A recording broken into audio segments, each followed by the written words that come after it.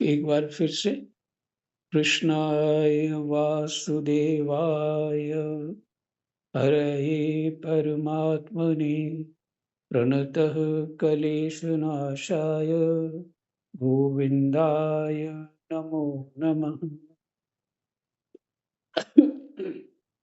सप्तम स्कंद और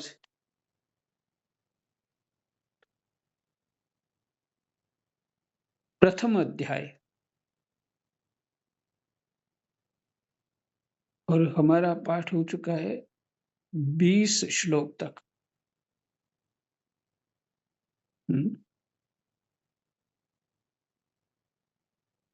जिसमें प्रश्न यही चल रहा है, समता के विषय को लेके। भगवान सम है, फिर भी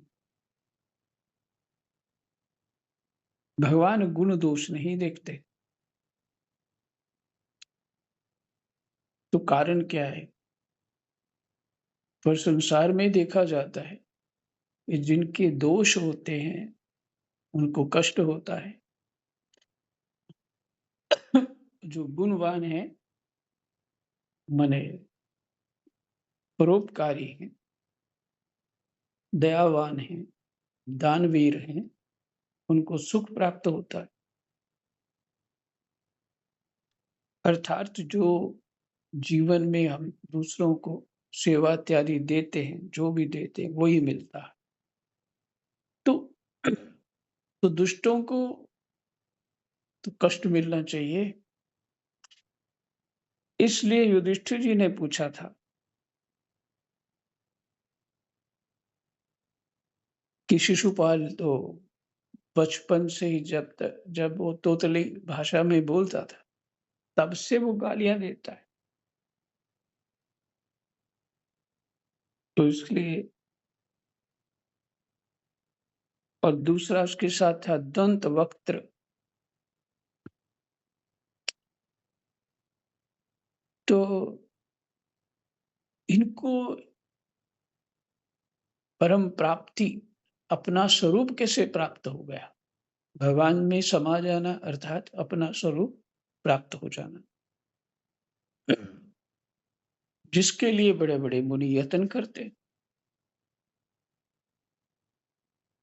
तो ये प्रसंग चला था। श्री सुखदेव जी कहते हैं, सर्व समर्थ देव ऋषि नारद जो है, सर्व समर्थ देव ऋषि नारद राजा के ये प्रश्न सुनकर बहुत प्रसन्न हुए। उन्होंने युधिष्ठिर को संबोधित करके भरी सभा में सबके सुनते हुए ये कथा कही।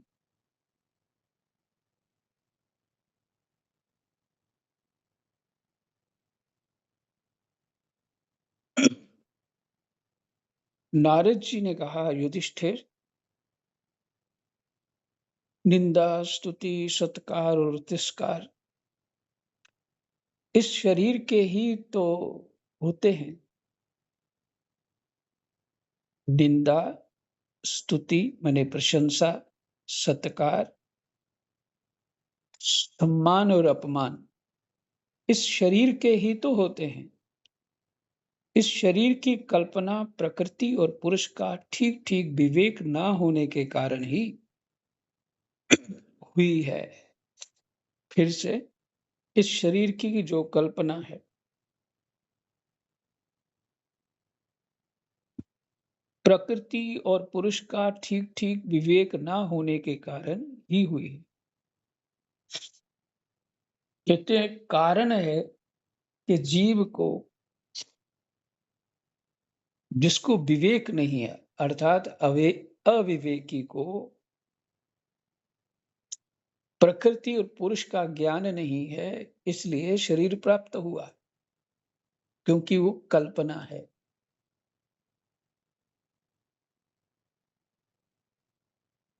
फिर से, इस शरीर की कल्पना प्रकृति और पुरुष का ठीक ठीक विवेक ना होने के कारण ही हुई है। जब इस शरीर को ही अपना आत्मा मान लिया जाता है, तब ये मैं हूँ और ये मेरा है, ऐसा भाव बन जाता है।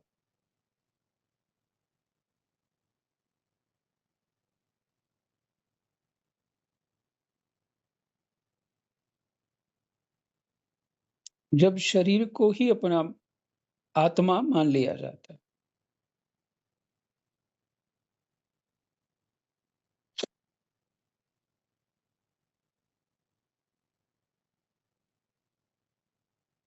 शरीर आत्मा हो ही नहीं सकता, क्योंकि शरीर प्रकृति है। और तभी ये क्या होता है, अविवेक के कारण ये मैं हूँ और ये मेरा है, ऐसा भाव बन जाता है। यही सारे भेदभाव का मूल है।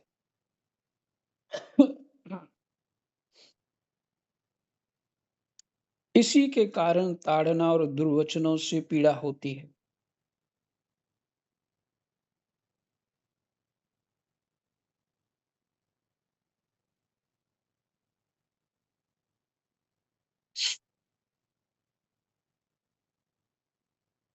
जिस शरीर में अभिमान हो जाता है कि ये मैं हूँ, उस शरीर के वध से प्राणियों को अपना वध जान पड़ता है। किंतु भगवान में तो जीवों के समान ऐसा अभिमान है नहीं।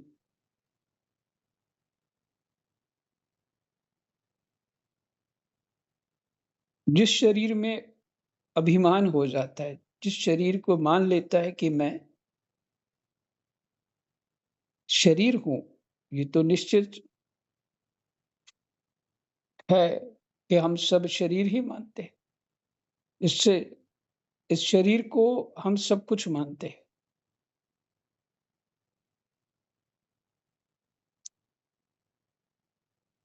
और ये जब सब कुछ मान लेंगे शरीर को, तो फिर इसको कष्ट होगा, सुख होगा, दुःख होगा, वो भी बिल्कुल सत्य मानेंगे।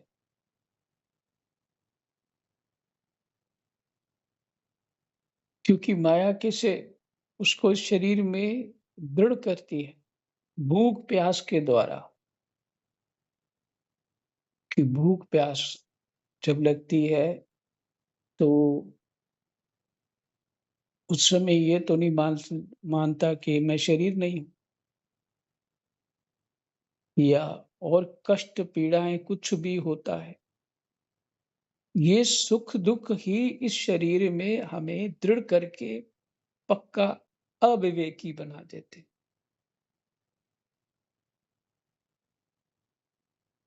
इससे अविवेक दृढ़ हो जाने पे जन्म जन्मांतर बढ़ता ही जाता है, रुकता नहीं।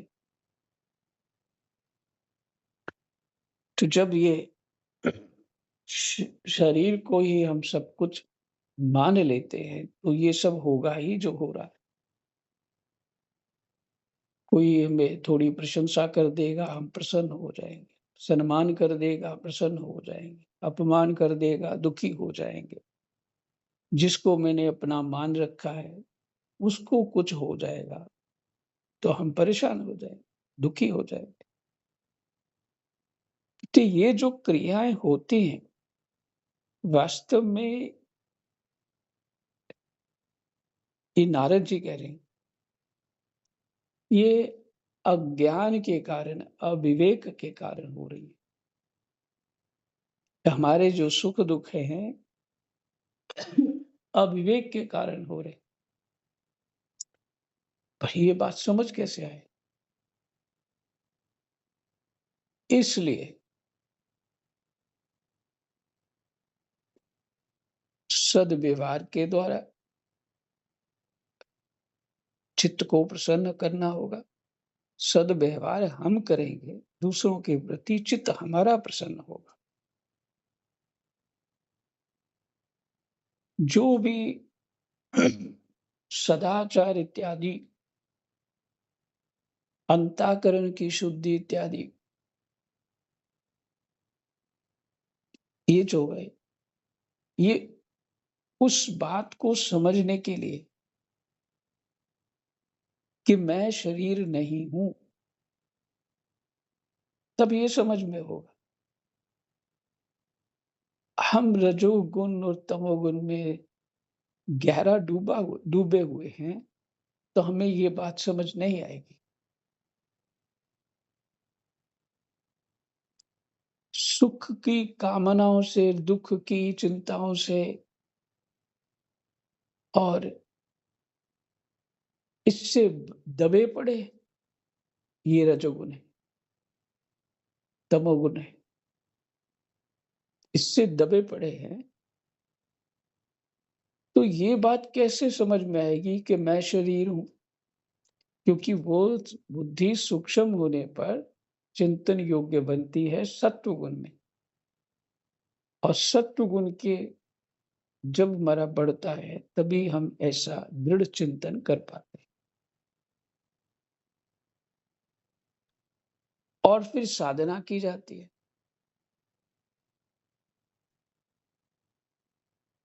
ये क्रिया हठ योग से जो होती है कि शरीर का भान नहीं रहता।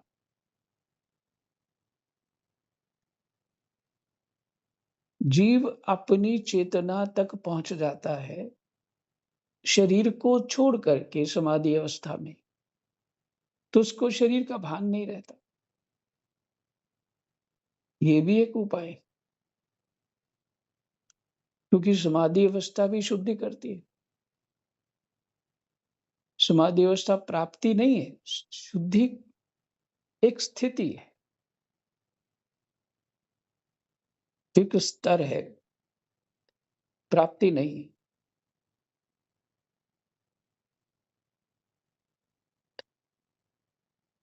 समाधि के अवस्था के बाद उसको सर्वत्र परमात्मामय दृष्टि हो जाए, तो प्राप्ति है। अगर उसको ऐसी दृष्टि नहीं है, तो समाधि एक स्थिति है। जैसे नाम जापक भी समाधि स्थिति में चले जाते हैं, और ये नाम जाप है बहुत सरल, पर सफल कैसे होता है? मंत्र जाप दृढ़ विश्वासा। हम्म?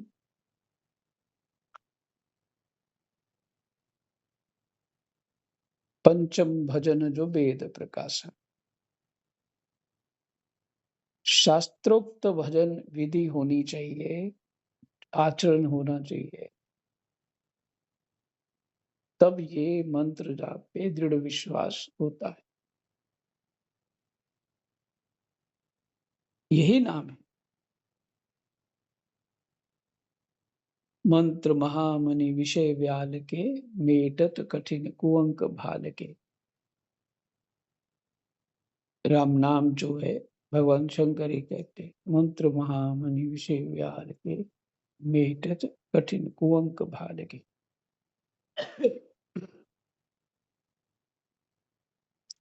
इन सब से वो स्थिति आती है, और हमारी स्थिति बहुत कम सत्वगुण है, रजोगुण उससे ज्यादा है और तमोगुण उससे ज्यादा है, क्योंकि अहंता मनता तमोगुण है। हमारी जो सेंसेस है ना, इंद्रियां, ये तमोगुण से उत्पन्न हुई।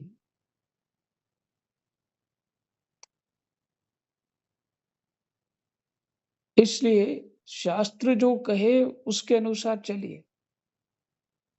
शास्त्र यही कह रहे कि श्रवण करो और श्रवण किए हुए का पालन करो।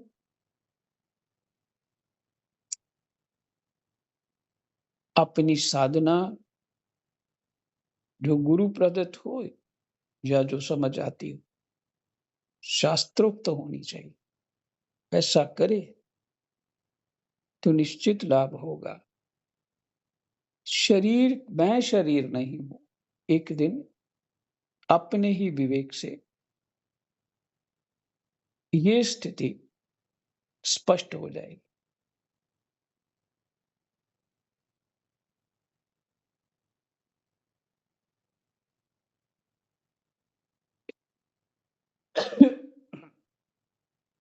तो कहते हैं, नारद जी कह रहे हैं, यह मैं हूं, उस शरीर के वध से प्राणियों को अपना वध जान पड़ता है,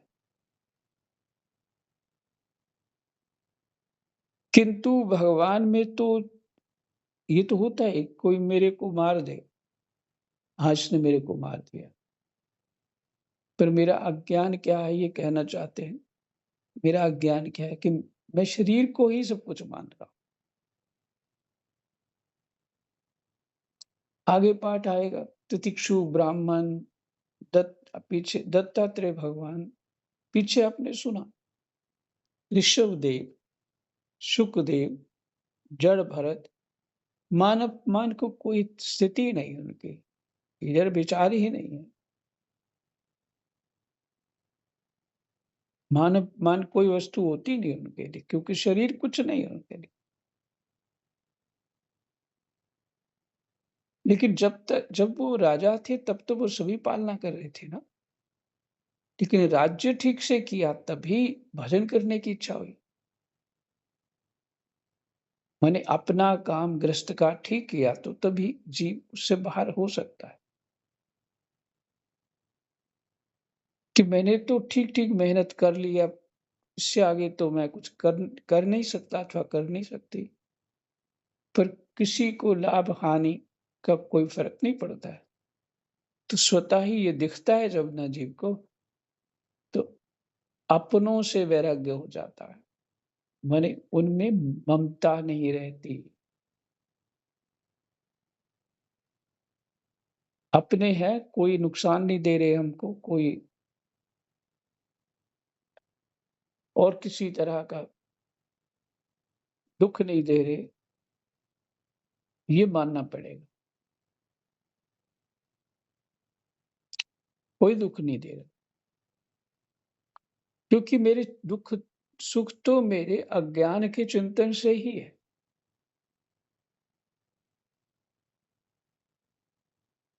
जब से मैं अपने आप को शरीर मान रहा हूं, तब से दुख सुख तो होंगे ही, क्योंकि शरीर का धर्म है सुख दुख, उसके फल ही है। शरीर रूपी पेड़ पे केवल सुख दुख होता है, यही फल होता है। तो इस सुख दुख के फल से बाहर निकलने के लिए भगवान से प्रार्थना है, और ये प्रार्थना ही साधना होती है। साधना रूप जो है वो प्रार्थना ही है। जो भी साधना करते हैं और अपने कर्तव्य कर्म ठीक ठीक भाव से दूसरों के हित के लिए ग्रस्त में करते हैं, इधर व्यवहार में करते हैं, तो हमें उस धर्म के पालन से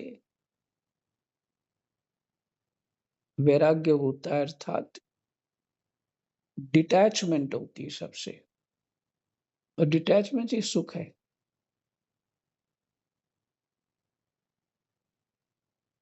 इसी को वैराग्य कहते हैं। तो आप कहीं भी हो, किसी भी पद पे हो, यही सभी ज्ञान के द्वारा ही, अर्जुन तो ज्ञानी है, फिर भी थोड़ी देर के लिए मोह हुआ उनको, भगवान ने उनका समाधान कर दिया, अर्जुन युद्ध में स्थापित हो गए फिर से।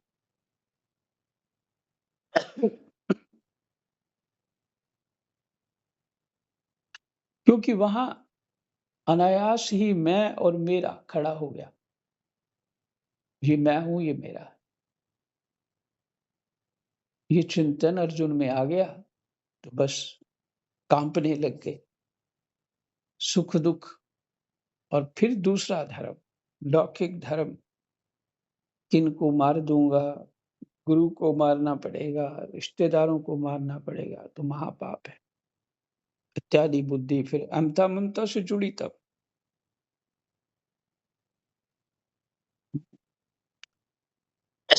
भगवान ने समाधान किया। और फिर अर्जुन समझ गए जब, तो फिर हाँ, मैं ठीक हूँ, मैं युद्ध करूँगा। तो जीव अपने शरीर के वध से हुँ, प्राणियों को अपना वध जान पड़ता है, किंतु भगवान में तो जीवों के समान ऐसा अभिमान है नहीं, क्योंकि वे सर्वात्मा अद्वितीय हैं। वे जो दूसरों को दंड देते हैं, वे भी उनके कल्याण के लिए ही क्रोधवश अथवा द्वेषवश होता है, नहीं होता। क्रोधवश, द्वेषवश नहीं होता भगवान का दंड। माँ दंड देती है तो कैसा होता है? उसके हित के लिए होता है।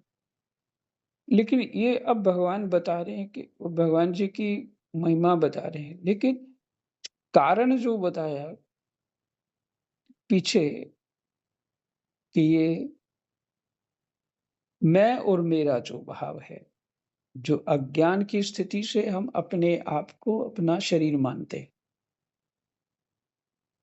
अब आगे जो वो उसके लिए सारा मैं ये बात को क्लियर करने का प्रयास कर रहा था। तो अब जो भगवान कह रहे हैं वो ये है कि नहीं, नारद जी कह रहे हैं, किंतु भगवान में तो जीवों के समान ऐसा अभिमान नहीं है, मैं और मेरापन नहीं।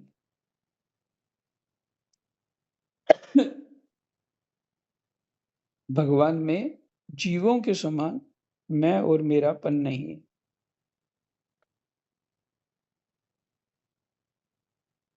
क्योंकि वे सर्वात्मा हैं, अद्वितीय हैं। वे जो दूसरों को दंड देते हैं, वह भी उनके कल्याण के लिए ही है। जीव अपने आत्म स्वरूप को पहुंच जाता है, जब प्राप्त कर लेता है, तभी वो सर्वात्मा हो जाता है।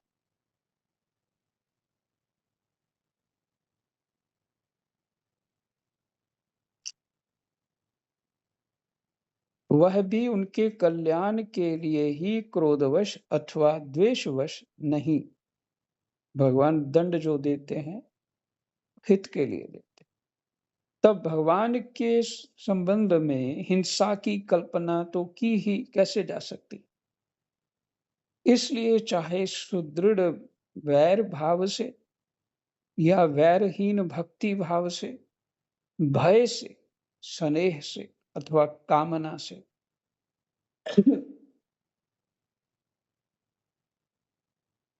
कैसे भी हो, भगवान में अपना मन पूर्ण रूप से लगा देना चाहिए।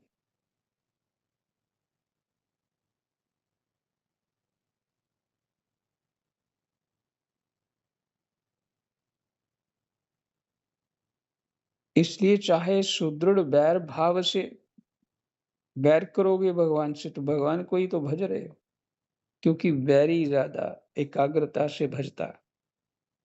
या वैरहीन होकर के, अर्थात भक्ति भाव से, या डर के मारे भय से कुछ माला कर ही लेते हैं। मर गए तो फिर दंड मिलेंगे, पता नहीं क्या क्या गलतियां हुई।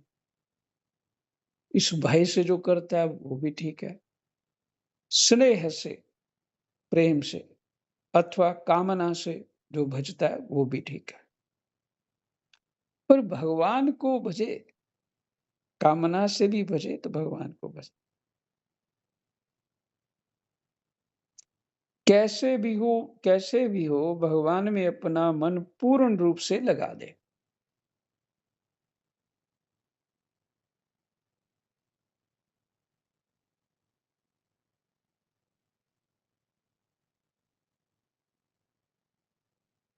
भगवान की दृष्टि से इन भावों में कोई भेद नहीं है।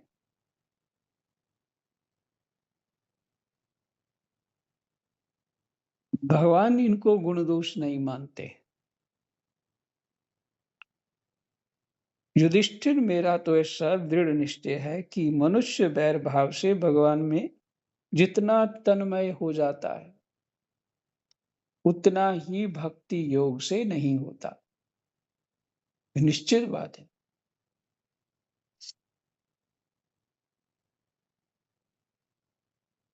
जिसको हम द्वेष दृष्टि से देखते हैं उसमें मन ज़्यादा लगा होता है।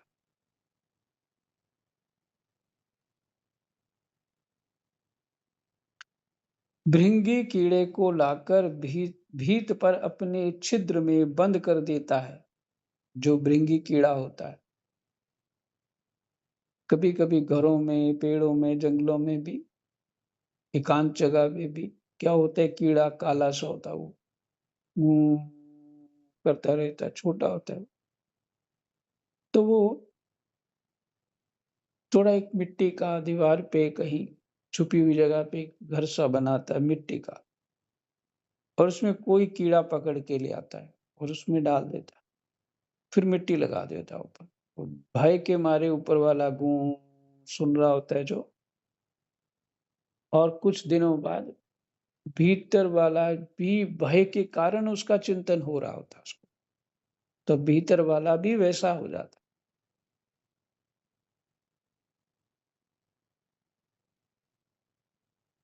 चिंतन करते करते उसके जैसा ही हो जाता है। और वह फिर से पढ़ लेता हूँ श्लोक 27वां। भृंगी कीड़े को लाकर भीत पर अपने छिद्र में बंद कर देता है, और वह भय तथा उद्वेग से भृंगी का चिंतन करते करते उसके जैसा ही हो जाता है। यही बात भगवान श्री कृष्ण के संबंध में भी है। लीला के द्वारा मनुष्य मालूम पड़ते हुए, लीला के द्वारा मनुष्य मालूम पड़ते हुए ये सर्वशक्तिमान भगवान ही तो हैं। इनसे वैर करने वाले भी इनका चिंतन करते करते पाप रहित होकर इन्हीं को प्राप्त हो गए। एक नहीं, अनेकों मनुष्य काम से, द्वेष से, भय से और स्नेह से अपने मन को भगवान में लगाकर एवं अपने सारे पाप धोकर उसी प्रकार भगवान को प्राप्त हुए हैं। जैसे भक्त से भक्ति, राम राम, जैसे भक्त भक्ति से, महाराज गोपियों ने भगवान से मिलन के तीव्र काम अर्थात प्रेम से, कंस ने भय से, शिशुपाल, दंत वक्त्र आदि राजाओं ने द्वेष से, यदुवंशियों ने परिवार के संबंध से, तुम लोगों ने स्नेह से, और हम लोगों ने भक्ति से अपने मन को भगवान में लगाया है।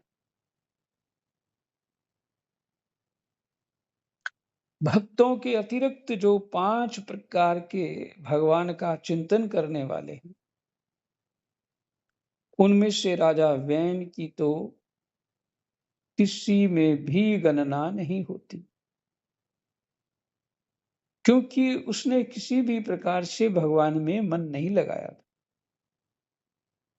सारांश यह है कि चाहे जैसे हो, अपना मन भगवान श्री कृष्ण में तन्मय कर देना चाहिए। महाराज, फिर तुम्हारे मौसेरे भाई शिशुपाल और दंत वक्त्र दोनों ही विष्णु भगवान के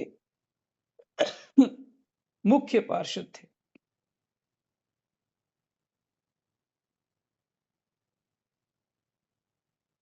सारांश यह है कि चाहे जैसे हो, अपना मन भगवान श्री कृष्ण में तन्मय कर देना चाहिए।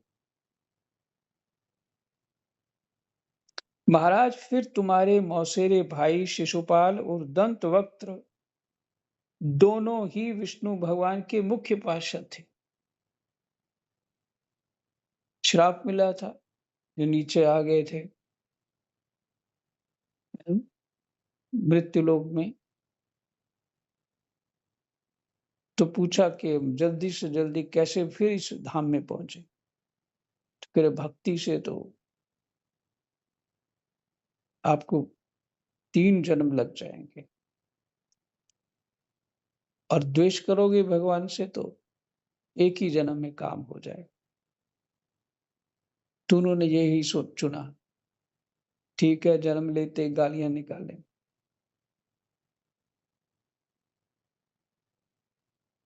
फिर तुम्हारे मौसेरे भाई शिशुपाल और दंतवक्त्र दोनों ही विष्णु भगवान के मुख्य पार्षद थे। ब्राह्मणों के शाप से इन दोनों को अपने पद से च्युत होना पड़ा था।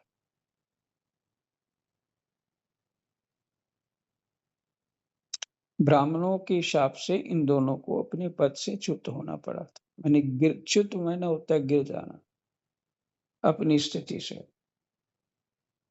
इसलिए भगवान का नाम है अच्युत। ये भगवान का नाम है अच्युत, जो कभी नहीं गिरते, अपनी स्थिति से बदलते नहीं भगवान, इसलिए अच्युत है। यही विश्राम करते हैं, समय बहुत हो गया। कृष्णाय वासुदेवाय हरये परमात्मने प्रणतः क्लेशनाशाय गोविन्दाय नमो नमः। जय जय।